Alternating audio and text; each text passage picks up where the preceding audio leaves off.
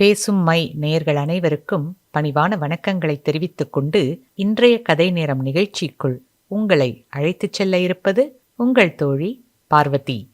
இன்னைக்கு நான் பார்வதி அவங்க எழுதியிருக்கிற சிறுகதை தொகுப்புலேருந்து ஏதிலார் அப்படிங்கிற ஒரு கதையை உங்களுக்காக வாசிச்சு காட்ட இருக்கோம். வாங்க கதைக்குள் இணைந்து பயணிப்போம். அழகிய ஓடைகளில் பல சலசலப்புடன் ஏதோ அவசர வேலையை முடிக்க வேண்டியிருப்பதைப் போல் முந்தி அடித்து கொண்டு குள்ளத்தி நதியை சென்றடைந்து கொண்டிருந்தன. சில ஓடைகள் சென்றடைய வேண்டிய இலக்கு குள்ளத்தி நதி என்று தெரிந்ததினாலோ என்னவோ ஓடும் வழியெல்லாம் நின்று நிதானமாக பூமியை வருடிக்கொண்டே அழகாக சப்தமில்லாமல் தங்களுக்கான வழியை வகுத்து பாதை மாறாமல் சென்று நதியோடு இணைந்தன. மிக தாழ்வான பகுதியில் இருப்பதனாலும் அதிக ஆழமில்லாததனாலும் இந்த நதிக்கு குள்ளத்தி என்று பெயர் சூட்டப்பட்டுள்ளது. இங்குள்ள பாறைகளில் பல மடிப்புகள் காணப்பட்டன. மேலும் அவை மிகவும் வழுவழுப்பாகவும் இருந்தன. அந்த இடத்தில் பல லட்சம் வருடங்களுக்கு முன் ஏற்பட்ட எரிமலை பிழம்பினால் அத்தகைய பாறைகள் உருவாகியுள்ளது. அதன் விளைவாக ஓடை நீர் பூமிக்குள் செல்ல வழியின்றி குள்ளத்தி நதியை சென்றடைகின்றன.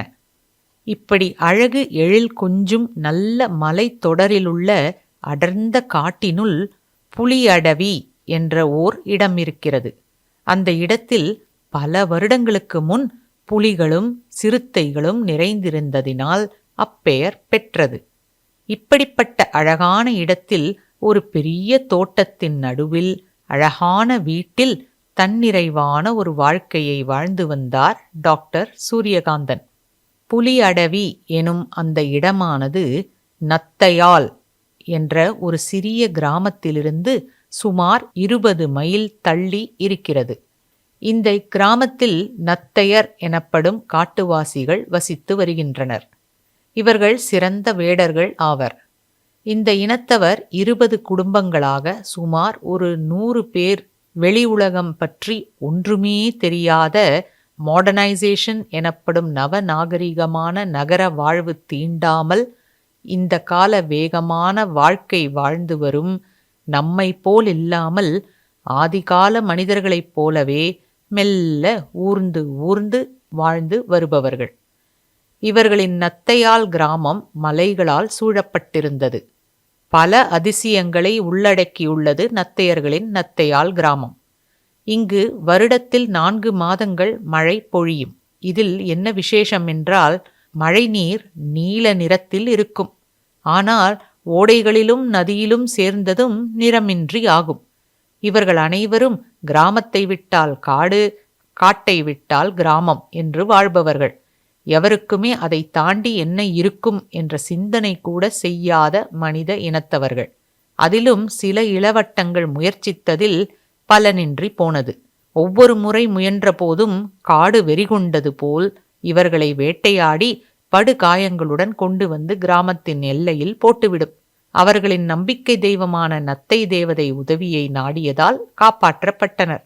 இதனால் அனைவரும் வெளியேறும் எண்ணத்தையே மெல்ல மெல்ல கைவிடலானார்கள்.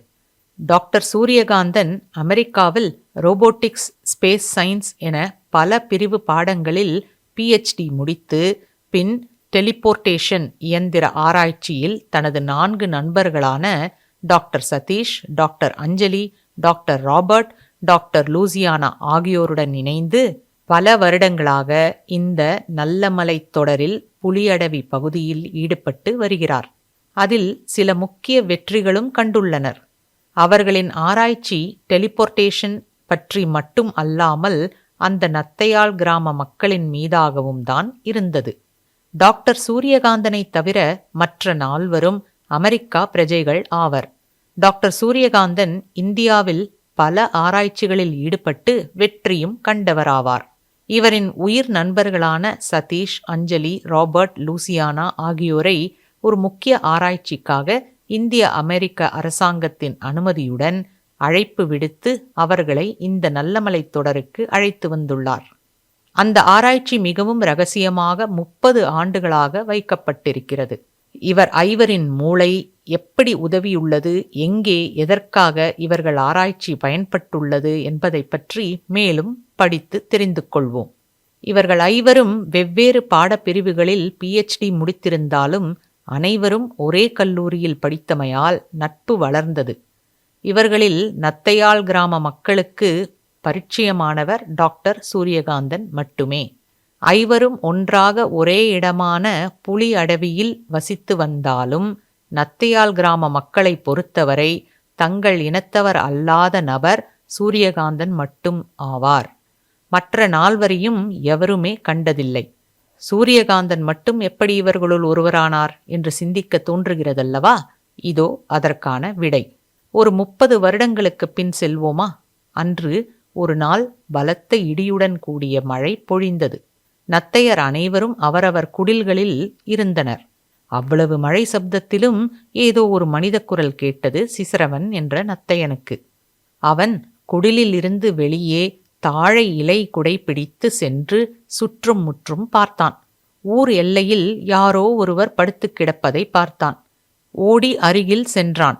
அது அவன் இனத்தவர் இல்லை என்பதை புரிந்து கொண்டு உடனே தனது இனத்தலைவரான சிம்பானனனை அழைத்து வந்து காட்டினான் சிசரவன்.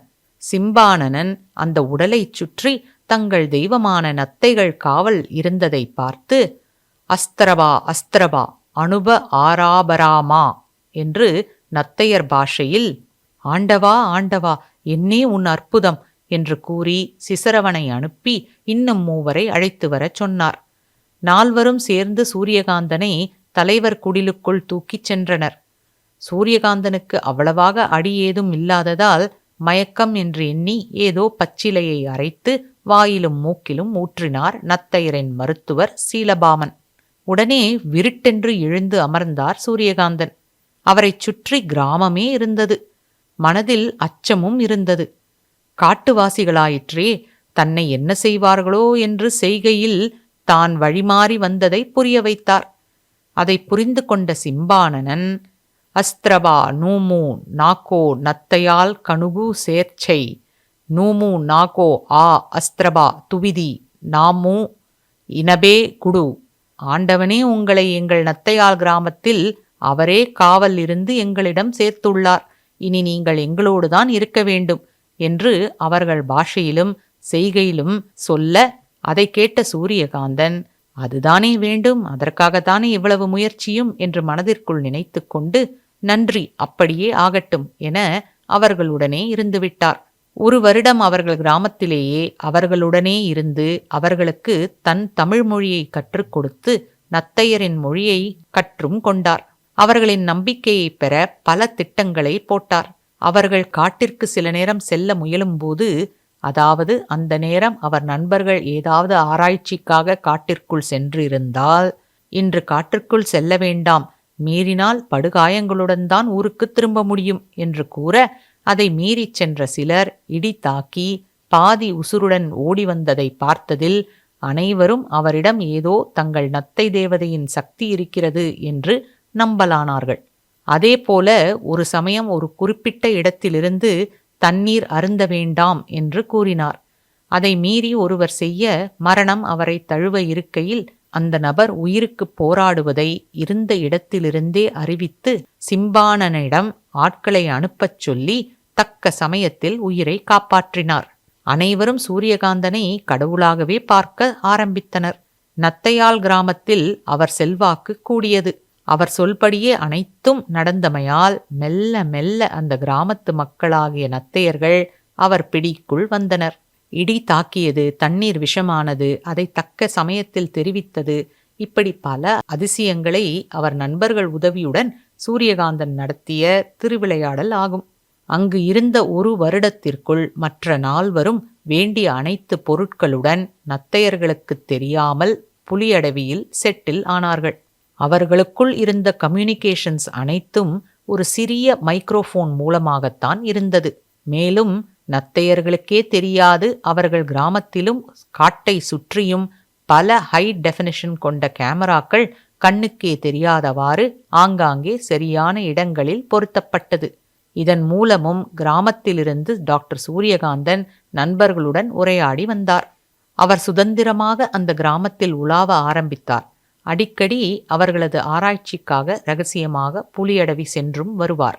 கிராம மக்களுக்கு விவசாயத்தை கற்றுக் கொடுத்து காட்டில் சில பகுதிகளை விவசாய நிலமாக மாற்றி அதில் எல்லா வகையான பழங்கள், காய்கறிகள், அரிசி என எல்லாம் விளைவித்து அதை எப்படி சமைத்து உண்பது பற்றியும் பாடம் நடத்தி வெற்றியும் கண்டார். ஆரம்பத்தில் கிராமத்திலிருந்து விளைந்த காய்கறிகள், பழங்கள் என எடுத்து நண்பர்களுக்கு அனுப்பி வைத்தார். ஆனால் இது தொடர்ந்தால் அனைவரும் பிடிபட்டு விட வேண்டி வரும் என எண்ணி புலியடவியிலேயே நத்தையாலில் அமைத்தது போலவே விவசாய நிலம் அமைத்து அதில் விளைவதை உட்கொண்டனர் சூரியகாந்தனின் நண்பர்கள். பெரிய சோலார் யூனிட் ஒன்றையும் பொருத்தினர். இப்படியே ஒரு 30 வருடங்கள் உருண்டோடின. நத்தையர்களில் சிரபாவன் என ஒரு 20 வயது இளைஞன் இருந்தான். தலைவன் சிம்பானனின் தங்கை மகனாவான். இவன் ஒரு நாள் சூரியகாந்தன் பதுங்கி பதுங்கி எங்கோ செல்வதை பார்த்துவிட்டு அதை பற்றி அவரிடமே வினவினான். அதற்கு சூரியகாந்தன் ஏதோ ஆபத்து வருவதாகவும் அதை பற்றி தெரிந்து கொள்ள சென்றதாகவும் விளக்கம் அளிக்க, அதை தன் மாமா சிம்பானனிடம் சொல்லிவிட்டு செல்ல எது தடுத்தது என்று சிரபாவன் கேட்க, ஏதோ சொல்லி சூரியகாந்தன் சமாளிக்க, அந்த பதில் சிரபாவனனுக்கு திருப்தி அளிக்கவில்லை. நல்லமலைத் தொடருக்கு நத்தையாள் மக்களை பற்றிய ஆராய்ச்சிக்காக வந்தபோது சூரியகாந்தனும் அவர் நண்பர்களும் 25 முதல் 30 வயதிற்குள் இருந்தனர். 30 வருடங்களாக அங்கேயே இருந்து வருகிறார்கள். வயதின் காரணமாக சூரியகாந்தனின் வேகம் குறைந்தது. அதனால்தான் சிரபாவனனிடம் இம்முறை பிடிபட்டார். இதை உணர்ந்த சூரியகாந்தன் இனி ஜாக்கிரதையாக இருக்க முடிவு செய்தார். சிரபாவனனுக்கு சிறு வயது முதலே சூரியகாந்தனின் மேல் ஒரு சந்தேகம் இருந்து வந்தது. அவனது 10 வயதில் இதேபோல் சூரியகாந்தனை பின்தொடர்ந்து சென்றபோது புலியடவியை அடைந்ததும் ஓர் இடத்தில் அவர் மறைந்து போனார். அதை பார்த்த சிரபாவன் பயந்து கொண்டே அவர் மறைந்து போன இடத்தில் சென்று பார்த்தான். ஆனால் அவனால் அந்த இடத்தை தாண்ட முடியவில்லை. ஏதோ ஒரு சக்தி அவனை பின்னுக்கு தள்ளியது. அதனால் மீண்டும் மரத்துக்கு பின்னாடி ஒளிந்து கொண்டு காத்திருந்தான். பல மணி நேரம் கழித்து அதே இடத்திலிருந்து வெளிவந்தார் சூரியகாந்தன். இதை பார்த்து மிரண்டு போய் தன் தாய் சில்லுவியிடம் கூற, அவள் அவனை அவர் பின்னாடி அப்படியெல்லாம் போகக்கூடாது என கண்டித்தாள். அத்துடன் அதை அங்கேயே கைவிட்டான் சிரபாவன். இப்போது மீண்டும் 10 வருடங்களுக்கு பின் அதே போல் சூரியகாந்தன் செல்வதை பார்த்த சிரபாவனனுக்கு அன்று உறக்கமே வரவில்லை.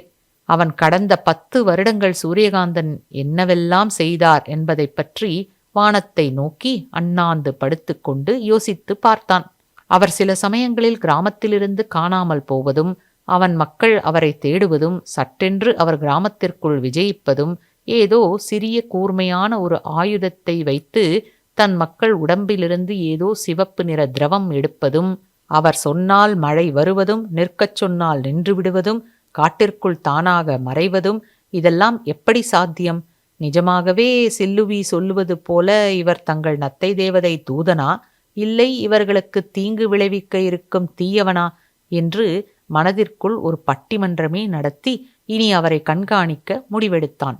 இதை தன் தாயிடமோ மாமாவிடமோ சொன்னால் தன்னை திட்டுவார்கள் என்று எண்ணி அவர்களுக்கு தெரியாமலே இதை கண்டுபிடிக்க தனது தோழன் சிரக்குவனின் உதவியை நாடினான். சிரக்குவனும் ஒத்துழைப்பு கொடுக்க சம்மதிக்க இருவரும் சிஐடி வேலையில் இறங்கினார்கள். ஒரு வாரம் சூரியகாந்தனை பின்தொடர்ந்து அவரது நடவடிக்கைகளை கண்காணிக்க தொடங்கினார்கள். ஒன்றும் வித்தியாசமாக தெரியவில்லை. மீண்டும் அடுத்த வாரமும் பின்தொடர்ந்தனர். இம்முறையும் அவரின் செயல்களில் எந்தவித வித்தியாசமும் இருக்கவில்லை. சிரக்குவன் சிரபாவனனை நோக்கி, என்னடா இது, இந்த வயசான மனுஷன் ஏதோ புலியடவிக்கு போனதும் மறைஞ்சிடுவார்னு சொன்ன, ஆனா இவரு நம்ம கிராம எல்லையை கூட தாண்ட மாட்டேங்கிறாரே என்று கேட்க, அதற்கு சிரபாவன், நான் 10 வருஷத்துக்கு முன்னாடி பார்த்தது, அதே போல இப்பவும் போறாரான்னு தெரிஞ்சுக்க தான் நாம அவரோட நடவடிக்கைகளை கண்காணிக்கிறோம். உனக்கு இதுல இஷ்டம் இல்லைன்னா நீ விலகிக்கோ, நானே பாத்துக்கிறேன். டே சிரபாவன், உடனே கோபமா, சரி நானும் வரேன் வா. டே சிரபாவா, அங்க பாரு, அந்த சூரியகாந்தன் எங்கேயோ வேக வேகமா போறாரு. ஆமா சிரக்குவா, வா, அவர் புலியடவி பக்கமா தான் போறாரு, வேகமா வா இருவரும் மரங்களில் தாவியும் ஆங்காங்கே மறைந்தும் சூரியகாந்தனை பின்தொடர்ந்து புலியடவியை சென்றடைந்தனர். சிரபாவன் 10 வயதில் கண்டது போலவே அதே இடத்தில் மறைந்து போனார் டாக்டர். அதை பார்த்த சிரக்குவன், என்னடா மாயமா காணாம போயிட்டாரு, ஒருவேளை நம்ம மக்கள் சொல்றது போல நம்ம நத்தை தேவதை தூதர்தானோ, சாமி காப்பாத்துப்பா என்று வேண்டிக் கொண்டான். அட போடா, இவர் நம்ம நத்தை தேவதை ஒன்றும் இல்லை, நம்மளை போல நத்தையர்தான். இவ்வாறு இவர்கள் ஒரு மரத்தின் பின்னிருந்து உரையாடிக்கொண்டே சூரியகாந்தனின் வரவுக்காக காத்திருந்தனர். மறைந்த சூரியகாந்தன் எங்கே சென்றார், என்ன ஆனார் என்பதை பற்றி தெரிந்து கொள்வோமா?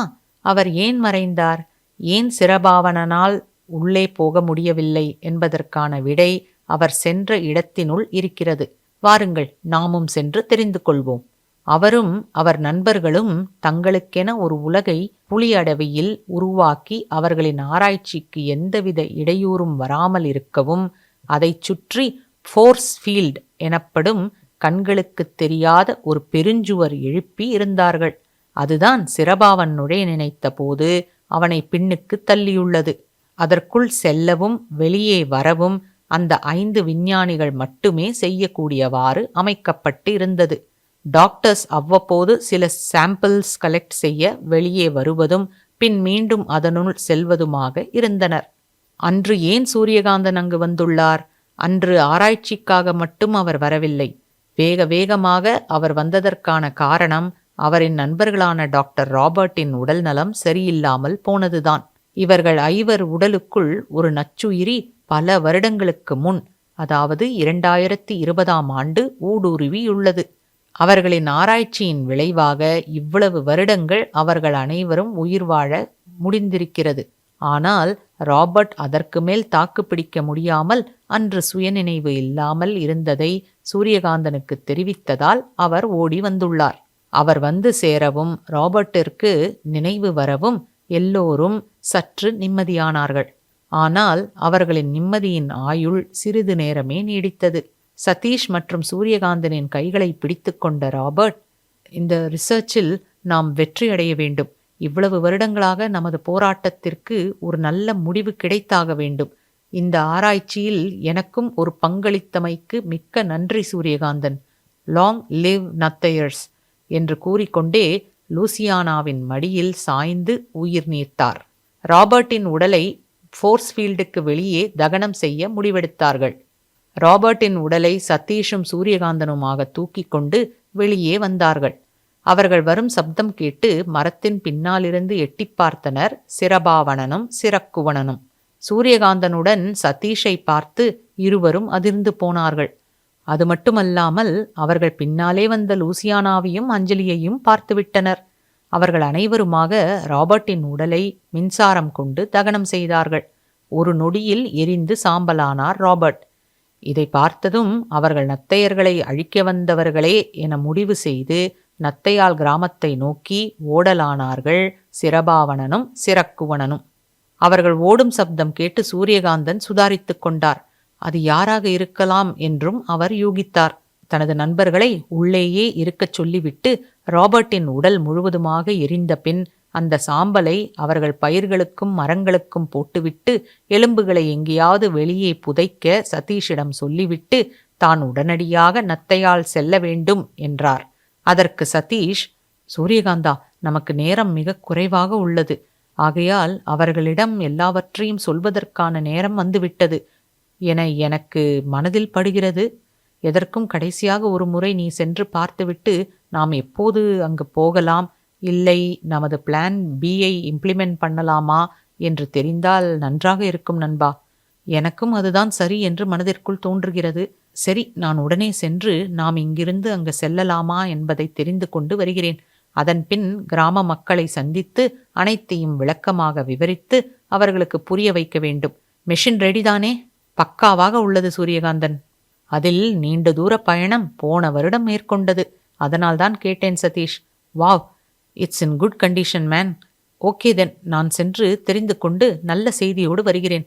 நமது இந்த 30 வருட வனவாசம் இந்த வருடமாவது முடிவுக்கு வருமா என்பதை தெரிந்து வரும் வரை நீங்கள் அனைவரும் பத்திரமாக இருங்கள். அந்த சிரபாவன் நிச்சயம் ஊரையே அழைத்து வருவான். இவ்வளவு வருடங்கள் காத்திருந்தோம், இன்னும் சில மாதங்களே. நான் சென்று வருகிறேன் நண்பா. டேக் கேர், பை என்று கூறி தாங்கள் கண்டுபிடித்த டெலிபோர்ட்டிங் இயந்திரத்தில் அமர்ந்து கையசைத்து நிமிடத்தில் மறைந்தார் சூரியகாந்தன். சதீஷ் அவர் கூறியது போலவே எலும்புகளை ஃபோர்ஸ் ஃபீல்டுக்கு வெளியே புதைத்துவிட்டு அவர்களின் குமிழுக்குள் சென்று விட்டனர். சிரபாவணனும் சிரக்குவணனும் மூச்சிறைக்க ஓடி வந்து சிம்பானனனை அழைத்தார்கள். சிம்பானனுக்கும் வயதாகிவிட்டதால் சற்று நிதானமாக வெளியே வந்தார்.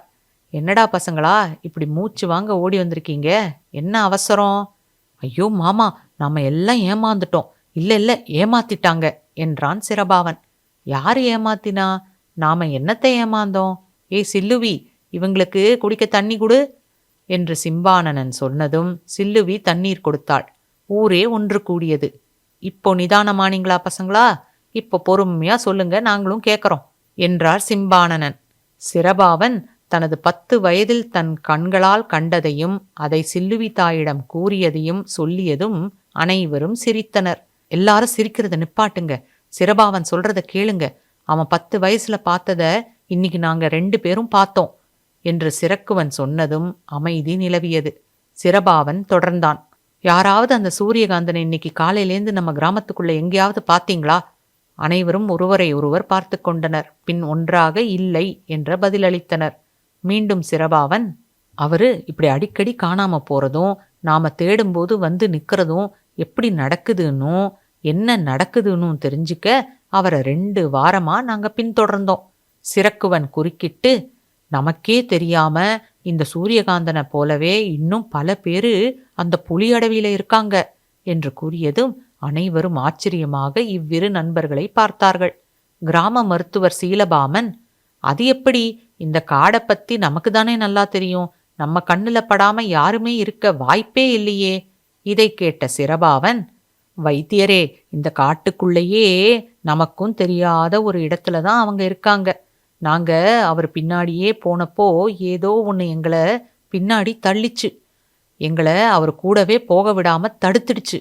அதுவும் இல்லாம இன்னைக்கு அவங்கள ஒருத்தரை கயிறு எல்லாம் வச்சு எரிச்சாங்க. அதை பார்த்ததும் உங்க எல்லார்கிட்டையும் சொல்ல ஓடி வந்துட்டோம். அந்த ஆள் நமக்கு நல்லது செய்ய வரல, நமக்கெல்லாம் ஏதோ பெரிய ஆபத்தை கொண்டு வர போறான்.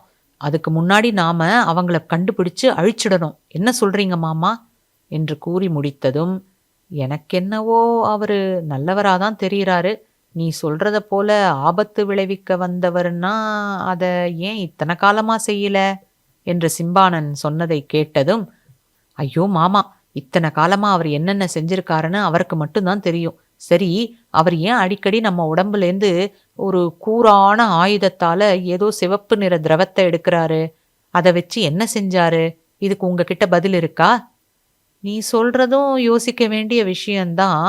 ஆனா அது நாம ஒரு காலத்துல ஆடு மாடுகளை நத்தை தேவதைக்கு கொடுப்போமே, அது போல ஏதாவது பூஜைக்காக இருக்கலான்னு நானா நினைச்சுக்கிட்டேன். சிரக்குவனா, இவங்க யாரும் நம்ம சொல்றத கேட்க மாட்டாங்க, நம்பவும் மாட்டாங்க. ஏன்னா இவங்களை அப்படி மாத்திட்டாரு அந்த சூரியகாந்தன்.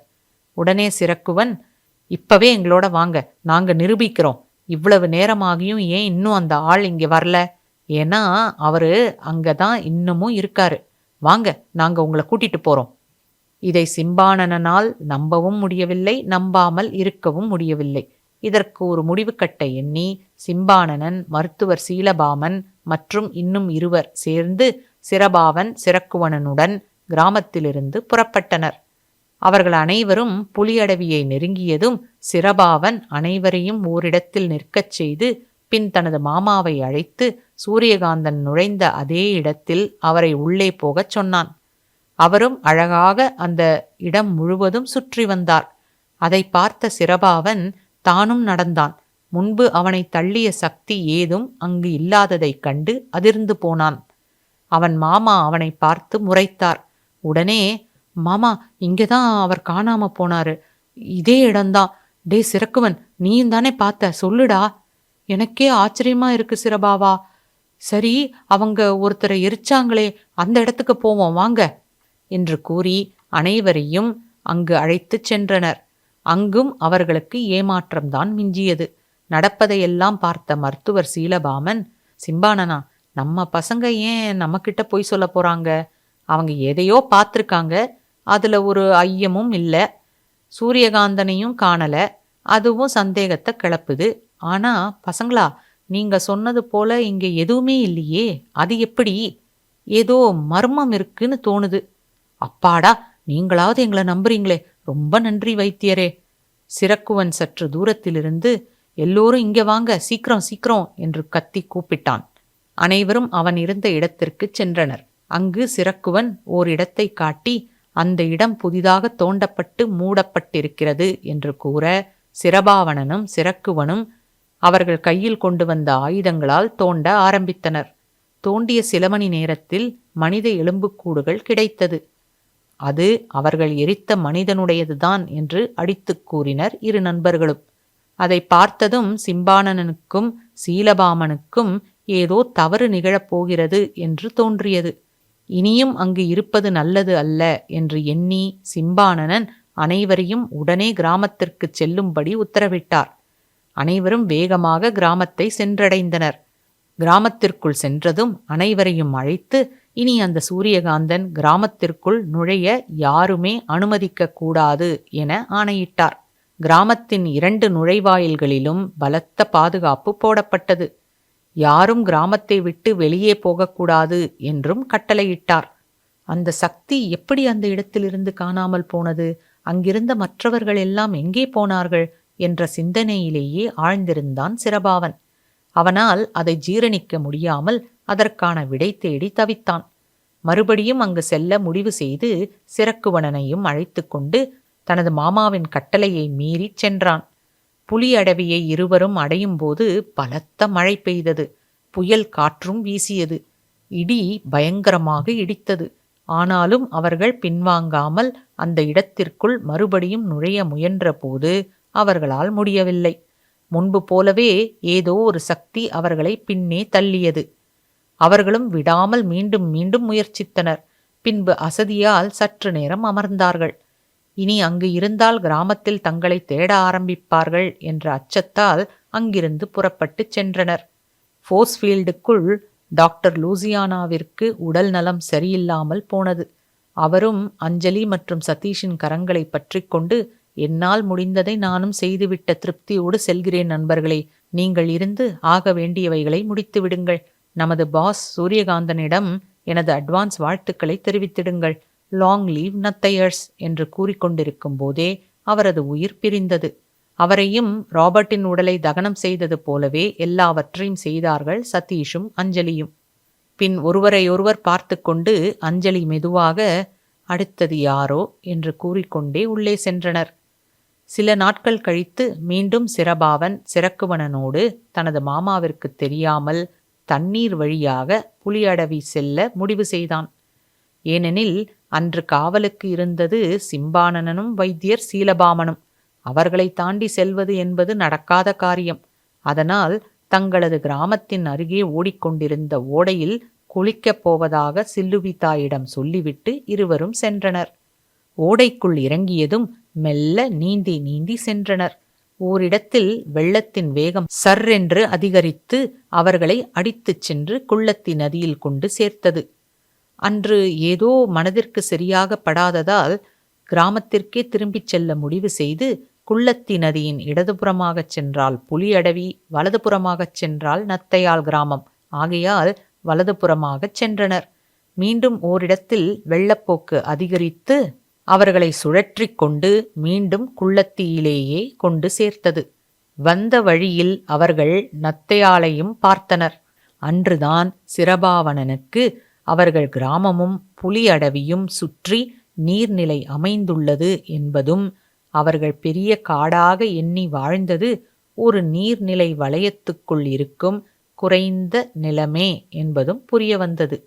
பொதுவா அந்த காட்டை தாண்டி குள்ளத்தி நதிக்கரையை நாம யாராவது நெருங்கினாலே காடு வெறி கொண்டு பலத்த காயங்களோடு ஊர் எல்லையில அவங்கள கொண்டு போட்டுடுன்னு தான் இதுவரைக்கும் கேள்விப்பட்டிருக்கோம். ஆனா நாம இன்னைக்கு இங்க வந்து அதுக்கப்புறமா இங்கேருந்து இந்த காட்டையே ஒரு சுத்திட்டு மறுபடியும் இங்கேயே வந்திருக்கோம்.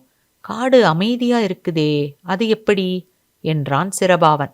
அதற்கு சிரக்குவன், நாம பேசாம கிராமத்துக்கே போயிடலாம் சிரபாவனா. எனக்கு என்னவோ சரியா படல. சரி, இப்ப போனா மாமாட்ட இல்லாட்டி வைத்தியர்கிட்ட மாட்டிக்குவோம். கொஞ்சம் இருட்டட்டும் போகலாம். பயப்படாதே சிரக்குவனா, நான் இருக்கேன். இருட்டுற வர ஏன் சும்மா இருக்கணும்? வா, மறுபடியும் புலியடவிக்கு போயிட்டு வருவோம். இருவரும் புலியடவி இருக்கும் திசையை நோக்கி நடக்கலானார்கள். இதே நேரம் அங்கே புலியடவியில் டாக்டர் சதீஷுக்கு உடல்நலம் சரியில்லாமல் போக அஞ்சலி பதறிப்போனாள். ஏனெனில் லூசியானா மறைவுக்குப் பின் அஞ்சலியின் உடல்நலமும் குன்றியது. இருவருமே சிரமப்பட்டு கொண்டிருந்தாலும் சூரியகாந்தனின் வரவுக்காக அவர்கள் உயிரை பிடித்து வைத்திருந்தனர். ஆனாலும் அஞ்சலியால் அதுவரை காத்திருக்க முடியாமல் சதீஷை தனியாக விட்டுவிட்டு மரணத்தோடு கைகோர்த்தாள். சதீஷ் அஞ்சலியை மனதார விரும்பியுள்ளார். ஆனால் அந்த சூழலின் காரணமாக அதை வெளியே சொல்லாமல் எடுத்துக்கொண்ட வேலைதான் முக்கியம் என அவளிடம் கடைசி வரை சொல்லவே இல்லை. அவருக்கும் உடல்நலம் சரியில்லாததால் அஞ்சலியின் உடலை சுமக்க முடியாமல் சுமந்து கொண்டு அவர்களின் குமிழுக்கு வெளியே வந்து அவளின் உடலை தகனம் செய்கையில் வாய்விட்டு கதறி அழுதார். அவரின் அழுகுரல் சற்றே தொலைவில் நடந்து வந்து கொண்டிருந்த சிரபாவணனுக்கும் சிரக்குவணனுக்கும் கேட்க அவர்கள் கால்கள் வேகமாக ஓட ஆரம்பித்தது. அவர்கள் கிட்டே நெருங்க அவர்களின் காலடி ஓசையை கேட்டதும் உடனே அஞ்சலியின் எலும்புகளை அங்கேயே விட்டுவிட்டு உள்ளே சென்றார் சதீஷ். அவர் உள்ளே செல்லவும் சிரபாவன் அங்கு வருவதும் சரியாக இருந்தது. எரிந்து கிடந்த அஞ்சலியின் சாம்பலையும் எலும்புகளையும் நண்பர்கள் இருவரும் பார்த்தனர். மீண்டும் உள்ளே செல்ல முயற்சித்தனர். ஆனால் முடியாமல் அங்கேயே அமர்ந்தனர்.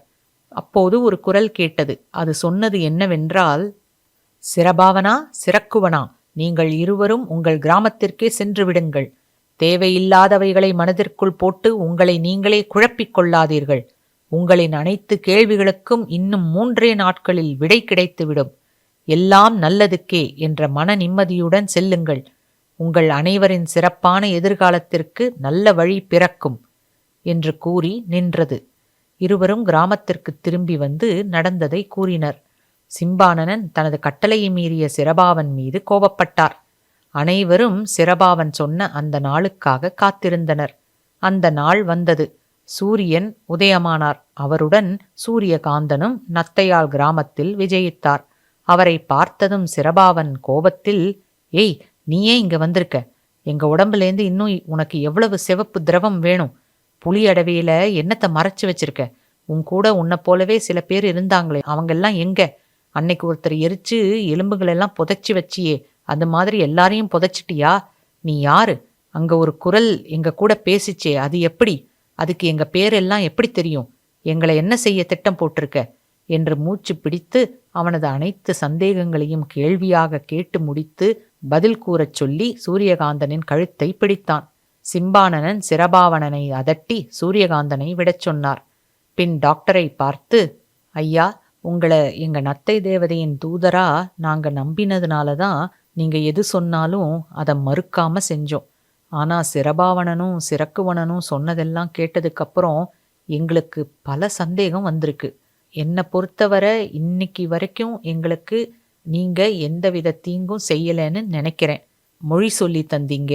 இன்னைக்கு நாங்க எல்லாரும் ஓரளவு எழுதி படிக்க முடியுதுன்னா அது உங்களால தான். நாங்க பாட்டுக்கு மிருகங்களை வேட்டையாடி தின்னுகிட்டு இருந்தோம். ஆனா நீங்க வந்த நாள்லேருந்து இந்த காட்டுக்குள்ள ஒரு மிருகம் கூட தென்படலை. எல்லாமே மாயமா காணாம போயிடுச்சு. அப்போ நீங்க எங்களுக்கு விவசாயம் கத்து கொடுத்தீங்க. அதனால தான் நாங்க இப்போ உயிரோட இருக்கோம். அந்த புலியடவி மர்மந்தான் என்னையா? உண்மையிலே நீங்க யாரு? உங்க கூட இருக்கிறதா இந்த பசங்க சொல்றாங்களே, அவங்கெல்லாம் யாருயா? இப்பவாவது ஏதாவது சொல்லுங்களே என்று கேட்டு முடித்ததும் சூரியகாந்தன் ஓவென்று கதறி அழுதார். அனைவரும் ஆச்சரியத்துடன் பார்த்தனர். ஆனால் அவரை எவருமே தொந்தரவு செய்யவில்லை. சிறிது நேரம் கழித்து சமாதானமான பின் குடிக்க தண்ணீர் கேட்டார். உடனே சிம்பானனன் கண்ணசைக்க சிரக்குவன் கொண்டு வந்து கொடுத்தான். அவர் அதை குடித்து முடித்த பின் அனைவரையும் புலியடவிக்கு நாளை வருமாறு கூறிவிட்டு அங்கிருந்து கிளம்ப முற்பட்ட போது சிரபாவன் அவரை தடுத்தான்.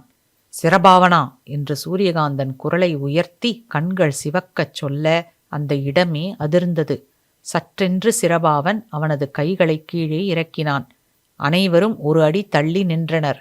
டாக்டர் சற்று நிதானித்து சிரபாவன் கன்னத்தை தட்டி கொடுத்து, நாளைக்கு புலியடவிக்கு வாங்க, எல்லாமே உங்களுக்கு புரிய வைக்கிறேன். இன்னைக்கு நான் ரொம்ப சோர்ந்து போயிருக்கேன். என் நண்பர்களை இழந்து யாரும் இல்லாதவனா நிக்கிறேன். எனக்கு உடம்பு வேற சரியில்லை. தயவு செஞ்சு நாளைக்கு அங்க வந்து எல்லாத்தையும் தெரிஞ்சுக்கோங்க என்றபடியே மயங்கி கீழே விழுந்தார். சிம்பானனனும் சிரபாவனனும் அவரை தாங்கி பிடித்து சிம்பானனன் குடிலுக்குள் படுக்க வைத்தார்கள். பல மணி நேரம் ஆகியும் சூரியகாந்தன் எழுந்திருக்கவே இல்லை. அன்று மாலை கண் விழித்தார். அன்றும் அவரை சுற்றி கிராமமே நின்றிருந்தது. ஆனால் அவர் மனதில் முதல் நாள் இருந்த அச்சம் இருக்கவில்லை. சுற்றும் முற்றும் பார்த்தார். பின் சிம்பானனிடம், எனக்கு ரொம்ப குறைவான நேரம்தான் இருக்கு. உடனே நான் புலியடவி போகணும் சிம்பானனன். இத்தனை வருஷம் என்னை நம்பின நீங்க இந்த ஒரு ராத்திரி நம்புங்க. நாளைக்கு காலையில எல்லாரும் அங்க வாங்க. உங்க எல்லாருக்கும் உண்மை தெரிய வேண்டிய காலம் வந்துடுச்சு. என்னை நம்புங்க என்று கூறி முடித்ததும் சிம்பானனன், உங்களுக்கு உடம்பு சரியில்லைன்னு நல்லாவே தெரியுது. இப்போ இந்த நிலைமையில நீங்க அங்க அவசியம் போய் தான் ஆகணுமா? இங்கேயே இருந்துடுங்க. காலையில எல்லாருமா புலியடவி போகலாம். இல்ல சிம்பானனன், நான் போகணும், போயே ஆகணும். சரி, அப்ப துணைக்கு எங்க ஆட்களை உங்க கூட அனுப்பட்டுமா? ஏன் சிம்பானனா, என் மேல நம்பிக்கை இல்லையா? நான் எங்கேயும் ஓடி போயிட மாட்டேன். இனி ஓடுறதுக்கு இடமும் இல்லை. எனக்கு அதுக்கான தெம்பும் இல்லை. அச்சுச்சோ, நான் சந்தேகப்பட்டு சொல்லல. சரி, உங்க விருப்பம், நீங்க போங்க என்று சிம்பானனன் சொன்னதும் சிரபாவன் மாமா என்றதும் சிம்பானனன் அவனை ஒரு பார்வையில் அமைதியாக இருக்கச் சொல்ல சூரியகாந்தன் நன்றி கூறி அங்கிருந்து புறப்பட்டு சென்றார். அவர் புலியடவியை அடைந்ததும் அந்த இடத்தை நன்றாக சுற்றி பார்த்தார். பின்பு ஃபோர்ஸ் ஃபீல்டை தாண்டி உள்ளே சென்றார். அங்கு அவர் நண்பர்கள் யாருமே இருக்கவில்லை. ஆம், அவர் பிரயாணத்தை முடித்துக்கொண்டு விடியற்காலை புலியடவி வந்ததும் அவருக்கு ஒரு அதிர்ச்சி காத்திருந்தது. அவரது நண்பர்களில் சதீஷ் மட்டுமே வீட்டிலிருந்தார். அவரும் பாதி உயிரை சூரியகாந்தனின் வரவுக்காக பிடித்து கொண்டு காத்திருந்தார். அதை பார்த்த சூரியகாந்தன் ஓடிச் சென்று சதீஷை தனது மடியில் தாங்கினார். டாக்டர் சதீஷ் சூரியகாந்தன் இல்லாத நேரம் நடந்த அனைத்தையும் விவரிப்பதற்காகவே காத்திருந்தது போல முழுவதும் சொல்லி முடித்ததும் லாங் லீவ் நத்தையர்ஸ் என்று கூறி அவர் உயிர் உடலை விட்டு பிரிந்தது. சூரியகாந்தனின் கடைசி நண்பனும் உறவுமான சதீஷும் தன்னை விட்டு பிரிந்ததும் சூரியகாந்தன் தன்னையே சற்று நேரம் மறந்து உறைந்து போனார். சட்டென்று சுயநினைவுக்கு வந்து அழுதார். அதன்பின் சதீஷுக்கு எல்லா சடங்குகளும் செய்ய உடலை எரித்து சாம்பலை உள்ளே அவர்கள் பேணி காத்து வந்த மரம் செடி கொடிகளுக்கு போட்டு, நண்பர்களே நன்றாக வளருங்கள் என்று கூறி குளித்துவிட்டு நேராக நத்தையால் கிராமத்துக்கு சென்று அவர்கள் கேள்விகளை எல்லாம் தாங்கிக் கொண்டு திரும்பி புலியடவிக்கே வந்துள்ளார். என்னதான் அப்படிப்பட்ட முக்கியமான வேலை என்று நாமும் பார்ப்போம் வாருங்கள். முதலில் அவரும் அவர் நண்பர்களுமாக கண்டுபிடித்த டெலிபோர்டேஷன் இயந்திரத்தை ஒரு முத்தம் கொடுத்து அதை முழுவதுமாக செயலிழக்கச் செய்து அதை பார்ட்டாக கழற்றி அனைத்தையும் ஒரு பெட்டிக்குள் போட்டு பூட்டி வைத்து அதன் சாவியை தூர வீசி எறிந்தார். அவர்களின் பிளான் பியை செயல்படுத்த ஃபோர்ஸ் ஃபீல்டுக்குள் ஒரு ஃபோர்ஸ் ஃபீல்டு இருந்ததை அகற்றினார். அதனுள் பல மிருகங்கள், பூச்சிகள், ஊர்வன, பரப்பன என எல்லா வகையான ஜந்துக்களும் தனித்தனியாக பராமரித்து வந்துள்ளார்கள் என்றால் ஆச்சரியப்பட வேண்டிய விஷயமே. இருட்டியது. ஆனாலும் அவர் விழித்திருந்து செய்ய வேண்டிய அனைத்து வேலைகளையும் செய்து முடித்தார். பின் ஒரு வீல் சேரை கொண்டு வந்து ஃபோர்ஸ் ஃபீல்டுக்கு வெளியே போட்டார். அதில் அமர்ந்தார். அப்படியே தூங்கி போனார். நத்தையால் கிராமத்தில் சிம்பானனன், சிரபாவன், சிரக்குவன், சீலபாமன், சில்லுவி ஆகியோருக்கும் இன்னும் சில நத்தையர்களுக்கும் உறக்கமே வரவில்லை. எப்போது விடியும் என்று காத்திருந்தனர். காலை விடிந்தது. நத்தையால் கிராம மக்கள் அனைவரும் புலியடவி சென்றனர். அங்கு சூரியகாந்தன் வீல் சேரில் அமர்ந்தவாறு தூங்கிக் கொண்டிருந்ததை பார்த்து சிம்பானனன் ஓடிச் சென்று அவரை தொட்டு பார்த்தார். அவர் தொட்டதும் சூரியகாந்தன் சட்டென்று விழித்து கொண்டார். அனைவரையும் பார்த்தார். ஓ, எல்லாரும் வந்துட்டீங்களா? இல்ல, இன்னும் யாராவது வரதுக்கு இருக்கா? சிரபாவன் எங்க என்று கேட்டதும் அவர் முன் வந்து நின்றான் சிரபாவன். நீங்க எல்லாரும் என்னை இத்தனை காலமா நம்பினதுக்கு நன்றி. என்னோட நாட்கள் எண்ணப்படுது. இனி நான் எவ்வளவு நாள் இருப்பேன்னு சொல்ல முடியாது. அதனால எல்லா உண்மைகளையும் உங்ககிட்ட சொல்லதான் உங்களை இங்க வர சொன்னேன். சிம்பானனன் பதட்டமானார்.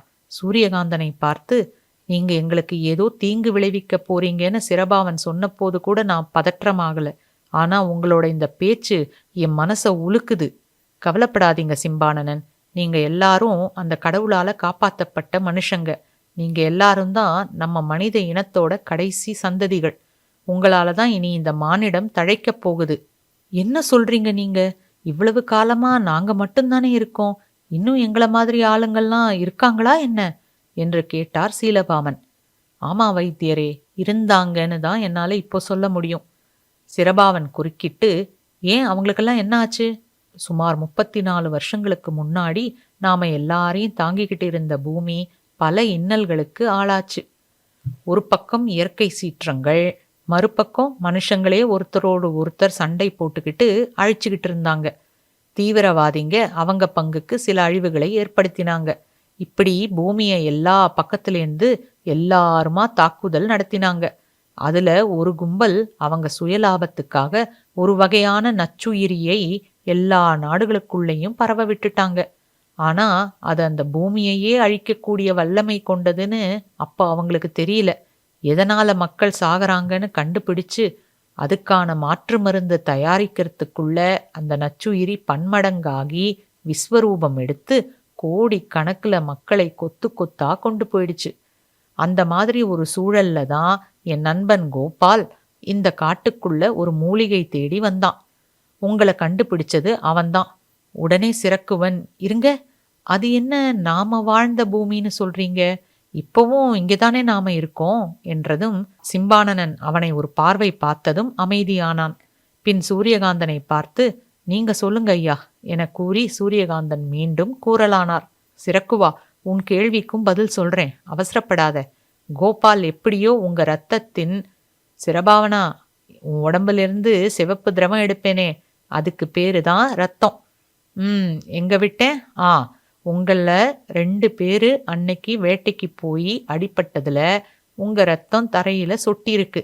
அதோட சாம்பிள் எனப்படும் சிறு துளியை எடுத்து பரிசோதித்து பார்த்ததுல உங்க உடம்புல இருக்க ரத்தம் ஒரு வித்தியாசமான அபூர்வமான வகையை சேர்ந்ததாகவும், அவ்வகை ரத்தம் எவ்வகையான நச்சுயிரிகளையும் எதிர்க்கும் சக்தி கொண்டதுன்னு தெரிய வந்துச்சு. அந்த கண்டுபிடிப்பை பத்தி கோபால் எங்க கிட்ட வந்து சொல்றதுக்குள்ள மனித இனம் பாதி அழிஞ்சிடுச்சு. என்னோட குடும்பமும் அதுல அடக்கம். அப்பதான் பல துறைகளில் விஞ்ஞானியான நாங்க ஒண்ணு கூடினோம். 5 குழுவா பிரிஞ்சு உங்க இரத்த வகையை கொண்ட மனிதர்களை தேட அந்தந்த நாட்டு அரசாங்கத்துக்கிட்ட அனுமதி கேட்டு செயல்ல இறங்கினோம். இப்படிப்பட்ட ஒரு இனத்தவர்கள் இருக்கிறார்கள் என்று வெளி உலகத்துக்கு தெரிய வந்தா அவங்க உயிரை காப்பாத்திக்க உங்களை அழிக்க கிளம்பிடுவாங்கங்கிற பயத்துல அப்போது பதவியில இருந்த சில நல்லவங்க இந்த ஆராய்ச்சிய ரகசியமா வச்சுக்க சொன்னாங்க. ஆனா பாருங்க, அந்த நல்லுள்ளங்களும் அந்த நச்சுயிரியோட வெறியாட்டத்துக்கு பலியாயிட்டாங்க. 5 குழுக்களாக பிரிஞ்ச 25 விஞ்ஞானிகள் பல இடங்கள்ல பல ஆராய்ச்சிகள்ல ஈடுபட்டோம். கோபாலோட கடைசி ஆசையை நிறைவேற்றி வைக்க, என்ன உங்களுக்கு தெரியும், என்னோட நண்பர்களான சதீஷ், ராபர்ட், அஞ்சலி, லூசியானா, நாங்க 5 பேரு உங்க இனத்தை ஆராய்ச்சி செய்ய ஆரம்பிச்சோம். பல மாசமா உங்களுக்கே தெரியாம உங்க எல்லாரோட நடவடிக்கைகளையும் கண்காணிச்சோம். திடீர்னு நாங்க எல்லாரும் உங்க முன்னாடி வந்தா எங்களை உங்க எதிரினோ இல்ல ஆபத்துனோ நினைச்சு எங்களை கொல்ல வாய்ப்பிருந்ததால நான் ஒருவன் மட்டும் உங்க நம்பிக்கைக்குரியவனாக முடிவெடுத்தோம். அதுபடியே நானும் உங்களோட இணைஞ்சேன். அதுக்கப்புறம் ஒரு நாள் அவங்களையும் கூட்டிட்டு வந்து உங்க எல்லார்கிட்டையும் அறிமுகம் செய்து வைக்கலான்னு நினைச்சேன். ஆனா என் நண்பர்களுக்குள் அந்த நச்சுயிரி இருந்தது தெரிய வந்தது. உடனே அவர்கள் என்னை காப்பாற்ற உங்களுடன் இருக்கச் செய்து பின்னால் இருந்து எனக்கு தேவையான எல்லா உதவிகளையும் செஞ்சாங்க. உங்களை இந்த காட்டை தாண்டி போக விடாம பார்த்துக்கிட்டது அவங்கதான். அது எப்படி நாங்க காட்டை தாண்ட போறோம்னு அவங்களுக்கு தெரிஞ்சுது என்றான் சிரபாவன். எல்லா இடத்திலையும் கேமராங்கிற ஒரு கருவியை பொருத்தி வச்சிருக்கோம். அது மட்டும் இல்ல, நீங்க யாராவது புலி அடவியில இருக்கிற இந்த இடத்துக்கு வந்தாலே எங்க வீட்டுல மணி அடிக்கிற மாதிரி செய்து வச்சிருக்கோம். அதனால தான் அவங்க யாரையுமே நீங்க பார்க்க முடியல. சிரபாவன் 2 தடவை எங்களை பார்க்க வந்தப்போ நாங்க எங்க நண்பர்களை இழந்த துக்கத்துல இருந்தோம். அந்த மணியும் பழுதாகிடுச்சு. அதை கவனிக்க தவறிட்டோம். என்னோட நண்பர்கள் ஒவ்வொருத்தரா என்னை விட்டு போயிட்டாங்க. ஆனா அவங்களும் சரி நானும் சரி இவ்வளவு காலம் உயிர் வாழ்ந்ததே உங்களால தான். மாசா மாசம் உங்ககிட்டேருந்து எடுத்த ரத்தத்தை பரிசோதனைக்கும் எங்களுக்கும் உபயோகப்படுத்திக்கிட்டோம். அவங்க சார்புலயும் எனக்காகவும் உங்க எல்லார்கிட்டயும் மன்னிப்பும் நன்றியும் சொல்லிக்கிறேன். இனி என்னாலும் நீண்ட நாள் உயிர் வாழ முடியாதுன்னு தெரிஞ்சதும் உங்கள மறுபடியும் பூமியிலேயே கொண்டு போய் விட முடிவு செஞ்சேன். அதுக்காக தான் நாங்க இத்தனை காலமா காத்துக்கிட்டு இருந்தோம். எஞ்சி இருக்கும் உங்களையாவது பூமியில் கொண்டு போய் சேர்ப்பதற்கான சூழல் அங்கு இருக்கான்னு பார்க்கத்தான் அவ்வப்போது நான் எனது கண்டுபிடிப்பான டெலிபோர்டேஷன் இயந்திரத்தை உபயோகித்து போய் பார்த்துட்டு வந்தேன். ஆனா அந்த நச்சுயிரியால பாதியும், வெப்ப அதிகரிப்பால காடு மலையெல்லாம் அழிஞ்சு பனி உருகி வெள்ளப்பெருக்கு ஏற்பட்டு இப்போ பூமியே நீரால் சூழ்ந்திருக்கு. அங்க மனிதன் வாழ்வதற்கான சூழல் இப்போதைக்கு இல்ல. அப்படின்னா இப்ப நாங்க எங்க இருக்கோம்? ஏன் எங்களை இந்த இடத்தை தாண்டி போக விடாம ஏதோ பிடிச்சு தள்ளுது என்று சிரபாவன் கேட்க, உங்க எல்லாரையும் உங்களுக்கே தெரியாம பூமியிலேருந்து இங்க கூட்டிட்டு வந்து பத்திரப்படுத்தி வைக்க நாங்க பட்ட பாடு எங்களுக்கு தான் தெரியும். நீங்க எல்லாரும் இப்ப பத்திரமா இருக்கிறது ஒரு வகை பயோ பபுளுக்குள். உங்களுக்கு புரியும்படி சொல்லணும்னா உயிர் குமிழிக்குள். நாங்க உங்களுக்காக ஏற்படுத்தி இருக்கிற குமிழிக்குள்.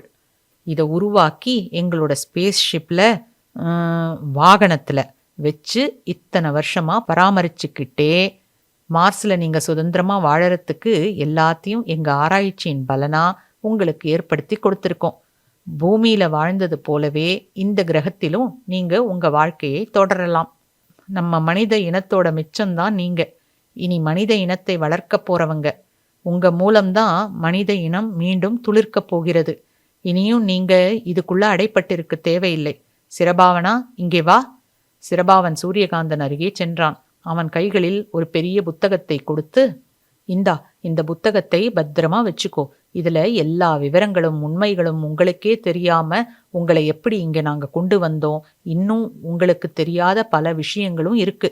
பூமியை பற்றி உங்களைப் போலவே வாழ்ந்த பலதரப்பட்ட மனிதர்கள், அவர்கள் அழிந்து போன விதம், எங்களோட ஆராய்ச்சிகள்னு எல்லாத்த பத்தியும் இதுல இருக்கு. அது மட்டும் இல்ல, இனி நீங்க எங்க எப்படி வாழ போறீங்க அப்படிங்கிறது வரைக்குமான என்னோட படைப்பு இது. இனி நீங்க உள்ள போகலாம். எதுவும் உங்களை தள்ளாது. பயப்படாம போங்க என்று அத்தனை ஆண்டுகளாக அவர் மனதை அரித்து கொண்டிருந்த பாரத்தை இறக்கி வைத்து அவரது மனம் நிம்மதியானதில் பெருமூச்சு விட்டார். அவர் கூறி முடித்ததும் நத்தையர்கள் அனைவரின் கண்களும் குளமாகின. அவர்கள் அனைவரும் சூரியகாந்தன் முன் மண்டியிட்டு வணங்கினர். அப்போது சிம்பானனன், ஐயா, எங்களை காக்கிறதுக்காக எவ்வளவு செஞ்சிருக்கீங்க. நீங்க எங்க நத்தை தேவதை தூதரே தான். எங்களை காத்த கடவுள்யா நீங்க. உங்களுக்கும் உங்க நண்பர்களுக்கும் நாங்க எப்படி என்ன செய்ய போறோம்? எங்களை கடனாளி ஆக்கிட்டீங்களேயா. இல்ல சிம்பானனன், உண்மையில உங்களால தான் இந்த மனித இனமே காப்பாற்றப்பட போகுது. அதனால சிறப்பாக நல்வாழ்வு வாழ்ந்து நம் மனித இனத்தை நல்வழியில கொண்டு போங்க. அதுதான் நீங்க எங்களுக்கு செய்யக்கூடிய உதவி, கைமாறுன்னு வச்சுக்கோங்களேன். சிரபாவன், அப்போ உள்ள போக அவ்வளவு ஆர்வமா இருந்த, இப்ப உள்ள போங்கிறேன் அப்படியே நிக்கிறியேப்பா என்று டாக்டர் சூரியகாந்தன் சொன்னதும் சிரபாவன் அவர் கால்களில் விழுந்து அழுது கொண்டே மன்னிப்பு கேட்க, அவனது கன்னங்களை தடவி முதுகில் தட்டி கொடுத்து எழுந்து உள்ளே போகச் சொன்னார்.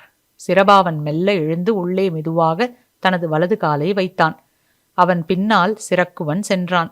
அவர்களுக்கு பின்னால் சிம்பானனனும் சீலபாமனும் சென்றனர். மற்ற அனைவரும் அவர்களை பின்தொடர்ந்து உள்ளே சென்றார்கள்.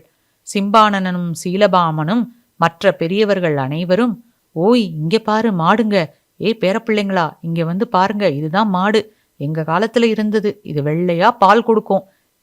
இங்க பாரு ஆடுங்க, கோழிங்க என அவர்கள் காலத்தில் பார்த்த பிராணிகள், மிருகங்கள் எல்லாவற்றையும் பார்த்து பிரமித்து போனார்கள். சிம்பானனன் வெளியே வந்து சூரியகாந்தனை கட்டித் தழுவி, நீங்க எங்களை மட்டும் இல்லாம இந்த வாயில்லா ஜீவன்களையும் காப்பாத்திருக்கீங்க. இது எல்லாத்துக்கும் உங்க நண்பர்களும் காரணம்னு தெரிஞ்சும் அவங்கள பார்க்க கொடுத்து வைக்காத துரதிருஷ்டசாலிகளாயிட்டோம் ஐயா. சூரியகாந்தா, ஐயா என்று அவரை உலுக்கினான் சிம்பானனன். சூரியகாந்தன் அந்த சேரிலேயே உயிரிழந்து அமர்ந்திருந்தார். உடனே சிம்பானனன் ஐயா என்று கதறியதும் அனைவரும் உள்ளிருந்து வெளியே ஓடி வந்தனர். அனைவருமாக அழ ஆரம்பித்தனர். சிரபாவன் அவர் கையில் ஒரு பேப்பர் இருந்ததை கவனித்தான். அதை எடுத்து படித்தான். எனக்காக யாரும் அழ வேண்டாம். இதற்கு பின்னால் என்னை போன்ற பல விஞ்ஞானிகளின் கடின உழைப்பு இருக்கிறது. இனி இதுதான் உங்களுக்கான புதிய பூமி. இங்கு நீங்கள் அனைவரும் சுதந்திரமாக சுவாசித்து தைரியமாக வாழலாம். வாழ்க்கை வாழ்வதற்கே, வாழ்ந்து காட்டுங்கள். லாங் லிவ் நத்தையர்ஸ் என்று எழுதியிருந்தார். பின்குறிப்பு என கீழே இருந்ததை சிரபாவன் பார்க்காமல் பேப்பரை படித்துவிட்டு வீசி எறிந்து ஓவென்று அழலானான். அந்த பேப்பர் பறந்து ஒரு மரத்தில் பேப்பரின் முன்பக்கம் ஒட்டிக்கொண்டது. அதன் பின்பக்கம் சூரியகாந்தன் எழுதியிருந்ததை படிக்காமலேயே அனைவரும் உள்ளே சென்றார்கள். அவர்களின் நத்தை தேவதை அவர்களை ஏதும் தெரிந்து கொள்ளாமலே இருக்க வேண்டும் என்று படிக்க விடாமல் தடுத்ததோ? நத்தையர்களின் வாழ்க்கை நத்தை வேகத்தில் அவர்களது நத்தை தேவதையின் துணையோடு நகர ஆரம்பித்தது. செவ்வாய் கிரகத்தில் துவங்கியது புதிய மானிட சமுதாயம். முற்றும். இதுதாங்க ஏதிலார் அப்படிங்கிற சிறுகதை. கதை எப்படி இருந்தது, உங்களுக்கு பிடிச்சிருந்ததா அப்படிங்கிற உங்களோட கருத்துக்களை கமெண்ட் செக்ஷனில் பகிர்ந்து கொள்ளுமாறு பணிவன்புடன் உங்கள் அனைவரையும் கேட்டுக்கொண்டு இப்போது உங்களிடமிருந்து விடைபெறுவது உங்கள் தோழி பார்வதி. நன்றி, வணக்கம்.